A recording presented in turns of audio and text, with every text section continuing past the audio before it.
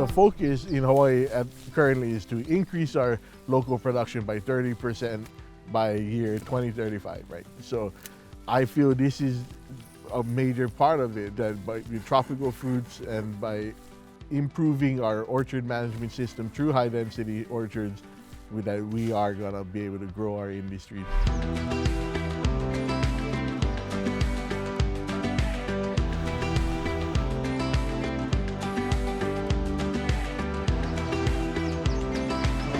The Mango Loa Project is my attempt to increase Hawaii's mango production through better orchard management, and that is the ultra high density plantation technique and the open totora trellis system.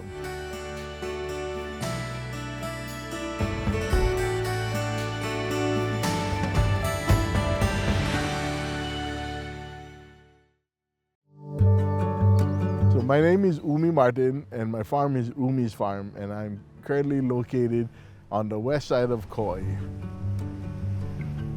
I started on a small farm, and then as I learned more about farming, I started to focus more on what I wanted to do as a farmer, and then eventually I settled on mango as what I wanted to expand the farm with. For Western Sierra, I received 2 grants. The first one was in 2017, and then at the conclusion of that first phase of the project, I was encouraged to apply for a second round to kind of get more of the production and the harvest into the project. There's no real definition for ultra high densities, but for me, I kind of put the line at about 300 trees per acre. So at 300 trees and more, I consider ultra high density. 100 to 200 trees, I consider high density, and anything below that is more on the traditional, conventional mango orchard. I would have done the ultra high density without the grant, but with the grant, I was able to do it exactly how I wanted to do it. I could do it with the ground cover in place, and I could do it with a higher density and making sure I get all the irrigation in place, because these are all critical to the high density technique, is that you have all of these things in place.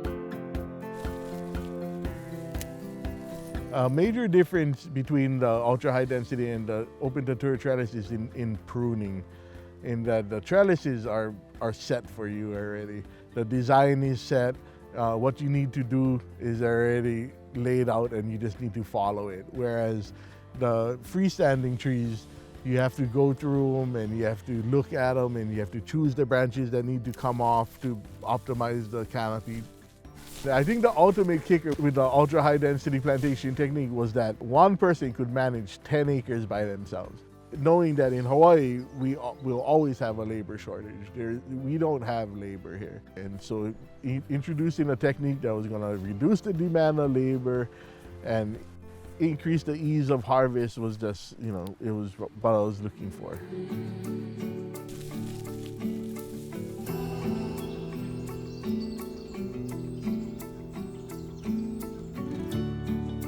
When I decided to use the open totora trellis for mangoes, it was really a trial for me that I did not know what the results would be. And because there hadn't been anybody that was really planting mangoes on the trellises at the time, so it was all new to me. Currently, these trellises are almost 100% in flower right now. And so this time of the year, we hope for dry weather, because the rain destroys the flowers. It'll make them dry up, and it won't set any fruit on it. And so we just currently had a rain come through that dropped a couple of inches, and now we get to see what the effects of the rain are. Typically, when it rains really heavily, they'll get no fruit set, and it'll just be a poor season. But the flowers were pretty much wide open, and they had been being pollinated for a couple of days already. So there was a lot of fruit set before the rain hit, and so there's still a chance that I'll still get a good fruit set.